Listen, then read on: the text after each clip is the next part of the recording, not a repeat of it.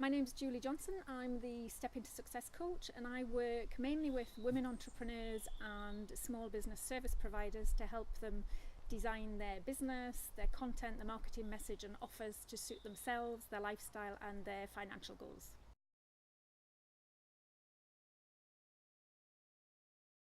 Well, it's a very interesting question because I think success means different things to different people. So success is very individual. And what I suggest that people do is get very clear about what success means to them. So for me, it's very much a lifestyle choice in terms of my business. So I work a certain number of days in my business. I have a certain number of holidays. I have very clear boundaries between work life and family life. And that's been a very definite decision. And that's what I see a lot of people not doing, is making a clear decision about what success means to them. So my advice for people who want a successful working life, for instance, would be to get really clear about what success means to you in your life generally, and then in your work. Because work for most of us is there, although hopefully we love our work, but it's also there to provide us with the kind of a lifestyle that we want. So it's important to think of your overall life and then where work fits into that. And to think about things like how many hours do you want to work? How much holiday do you want? Do you want to work from home? Do you want to work face to face? Do you want to work one to one with many people online? There's a whole raft of things that you can make decisions about as an individual and as an entrepreneur. And I think what a lot of people do is start from the basis of, this is what I'm good at and this is what clients might want, instead of starting from you.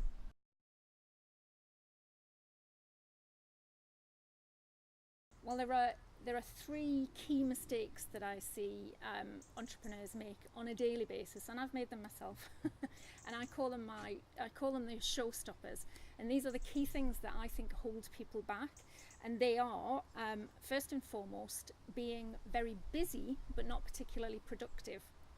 Now, this stems from a lack of clarity. So again, if you've not thought about what you want the business to do for you and what you want from the business, then it can be very easy to just be busy doing lots of different things. So that's the first thing, I think, is people just don't have that clarity about the business and where they want to take the business and what they want it to do for them. Secondly, a lack of focus, which I know a lot of people talk about, but again, unless you're clear, it's very difficult to know what to focus on. And I see people a lot of the time focus on competitors, focus on what other people are doing and what other people say they should be doing, instead of focusing on what's right for them. The third area is trying to do absolutely everything and also trying to do it all yourself. So the best businesses seem to do one thing very well, at least initially. And that's what I see people not doing. We try and do a whole host of different things, and we also try and do things ourselves. And we're not often the best people to do a lot of those things. So commit to what it is that you're good at and what it is you want to focus on, and then also ask for help in the areas where you need help and support.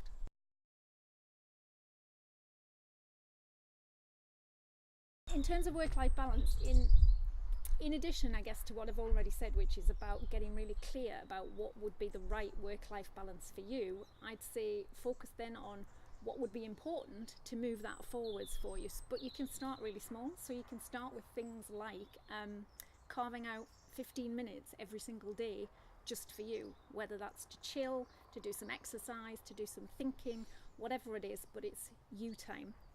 And maybe have a lunch break, which a lot of people don't have. That could be the same, I guess that could be the same time if you really wanted it to be. And the other thing is to commit to doing something outside of work so that it's in your schedule, so it's in your diary. It's always easier to say no to something, to say no to staying longer at work or to an extra piece of work if you've already committed to saying yes to something outside of work. So that would be my advice in terms of getting a better work-life balance.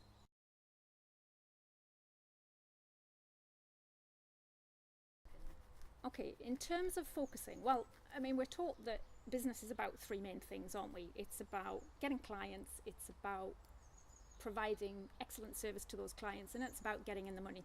I think it's also about a fourth thing, which is about you as an individual and what you want from the business, which I've already said. So what you should focus on really will depend on which area is important to you at the time. So for instance, if you're getting lots of interest in your work but not converting them to clients, then the focus would need to be on sales. If you're not getting a lot of interest in your work at all from people, people who are just not particularly interested in working with you, then we need to take a step further back. So that's about marketing, or that's about market research and looking at your business message and your clients. If you are bringing in lots of clients, lots of money, but not getting repeat business, then again, that might be a service. It might be a service issue. It might be a sales issue.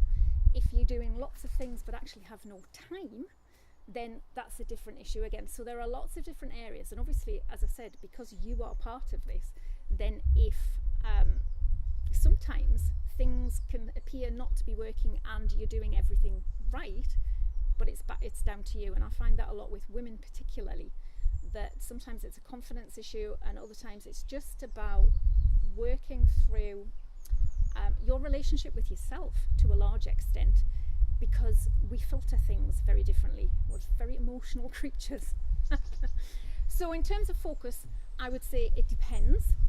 I would also say, though, if you're just starting out and you're not really sure where you might have an issue or where you feel you're struggling, then start to track your numbers. So start to look at how many people you're getting as prospects, how many of those you're converting to clients, how many of those clients become repeat customers, and then focus on a very clear way of just one thing that you can do to attract clients, to convert clients, and then to get them as repeat customers, and focus on getting that one path working and productive and effective, and then go on to something else.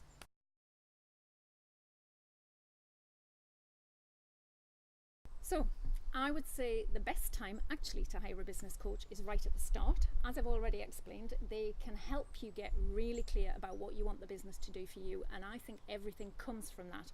So your business model and your business strategy actually comes from that. A lot of people, though, when they're first starting out, either are already getting free support or really don't feel the need to pay for that.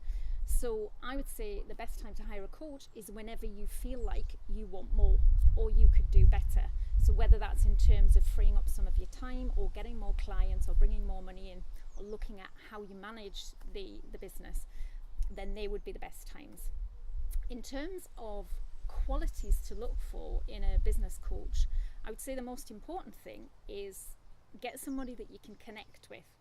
So someone that has the right kind of energy for you, someone that is open, transparent, someone that you feel that you can talk to very honestly, because to have a good business relationship, you need to be able to be very honest about where you are and also what your wishes and desires are for yourself and for the business. And if you can't speak to that person, then it's not going to be a very productive relationship. Someone you can trust, someone who is either on the same path as you but more steps ahead, or has been there and done and kind of done what it is